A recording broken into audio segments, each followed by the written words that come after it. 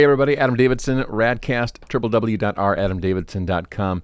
Mitch, how's it going this morning? Let's get right to it. This is Matthew chapter 6, 6:2. Jesus is talking, and this is what he says. So, when you give to the needy, not if, but when, do not announce it with trumpets, as the hypocrites do in the synagogues and on the streets, to be honored by others. Truly, I tell you, they have received their reward in full. Okay, so hold on.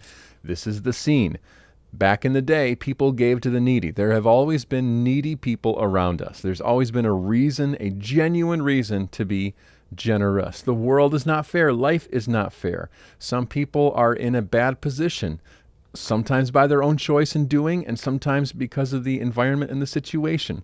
So first of all, we have to make sure that we don't put ourselves in the position of judging. Well, that person is needy because, they did this and they do that, so I'm not going to help them. Well, my goodness, we're all one stupid decision away from disaster. You know what I'm saying? So we have to back it off a little. We have to be wise, right? We have to be, very aware of the risks, but we have to be compassionate too. We have to err on the side of compassion and generosity.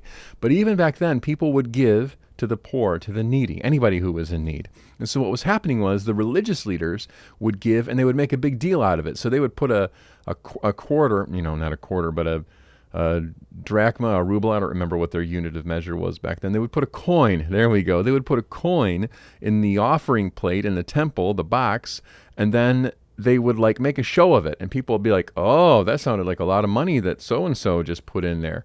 And everybody would go, oh, they're so pious, they're so holy, we're not worthy, like that. So Jesus watches this whole scene. He sees how the religious leaders make a big deal out of putting money in the thing, and then he sees how the crowd is wowed by that, and Jesus is like, they have the reward, that's it. He says, don't be like that. Don't make a big deal of it when you are generous, my followers. He says, when you give to the needy, don't do it like that. He says, do it like this. Verse 3. He says, when you give to the needy, do not let your left hand know what your right hand is doing, so that your giving may be seen in secret. Then your Father who sees what is done in secret will reward you.